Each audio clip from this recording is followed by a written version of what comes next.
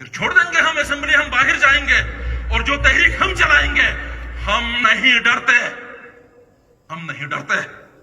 یہ کسی کا خام خیال ہوگا. سامنے کشمیریوں کو وزیر اعظم, صدر, جھنڈا, ترانہ, ساری چیزیں دے کر, ادھر ڈنڈا دے کر, اور اس بچی کچی اسمبلی کے اوپر بھی 50 لوگوں کو بٹھا کر فرمائشی قراردادیں, اور فرمائشی جو ہے وہ قانون سازی کے لیے ہمیں باؤنڈ کر کے پھر کہتے ہیں آزادی. کس چیز کی آزادی ہے؟ بدترین غلامی اس کو کہتے ہیں. جناب سپیکر, آپ کی بڑی مہربانی. جتنے ڈرتے رہو گے اتنے فیصلے کہیں سے آتے رہیں گے. ڈرنے کی کوئی ضرورت نہیں ہے.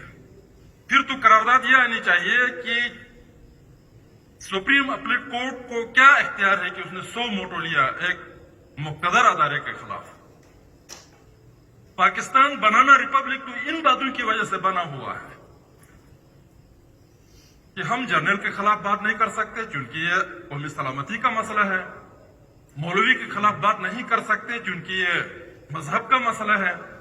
تو یہ اچھا جناب والے, اب عدالتوں کے خلاف بھی کچھ نہیں کہہ سکتے چونکہ یہ بھی کنٹمپٹ آف کورٹ میں آتا ہے. تو یہ اسمبلی بنانا کس مقصد کے لیے ہے؟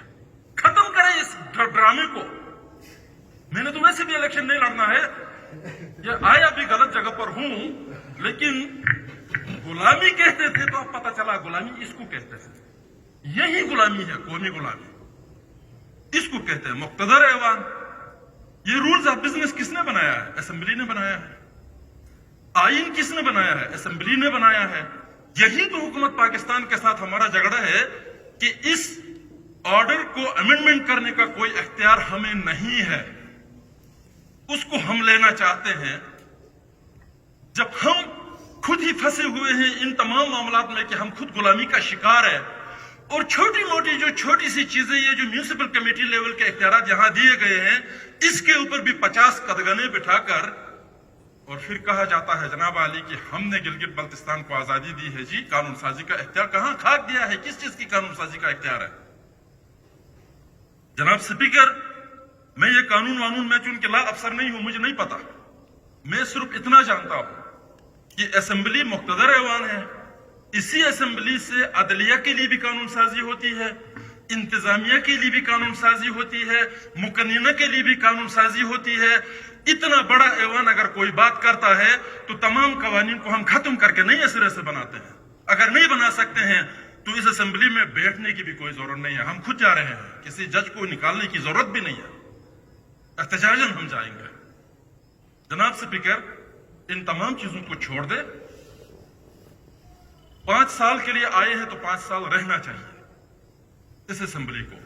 ہم تو کہتے ہیں کہ یہ اسمبلی جو ہے یہ ناقص ہے, یہ آرڈر ناقص ہے. کانسٹیٹیوشن ہونا چاہیے. گلگت بلتستان کا انٹیریم کانسٹیٹیوشن ہونا چاہیے.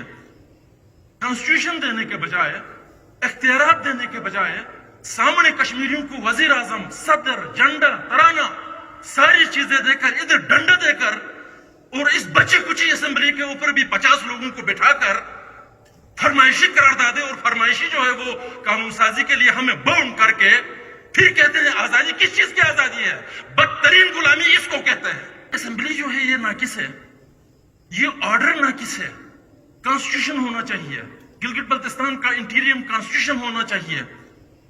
کانسٹیٹیوشن دینے کے بجائے, اختیارات دینے کے بجائے, سامنے کشمیریوں کو وزیر اعظم, صدر, جھنڈا, ترانہ, ساری چیزیں دے کر, ادھر ڈنڈا دے کر, اور اس بچی کچی اسمبلی کے اوپر بھی 50 لوگوں کو بٹھا کر فرمائشی قراردادیں, اور فرمائشی جو ہے وہ قانون سازی کے لیے ہمیں باؤنڈ کر کے پھر کہتے ہیں آزادی. کس چیز کی آزادی ہے؟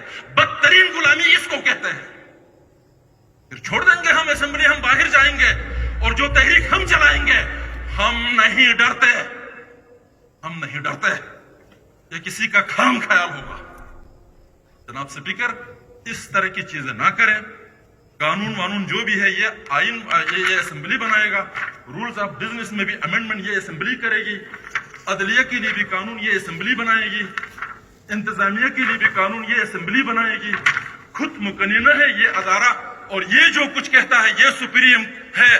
باقی جو بھی کوئی کہتا ہے وہ انفیریئر ہے, کوئی سپریم نہیں ہے. Thank you. جی حاجی احمد خالد صاحب.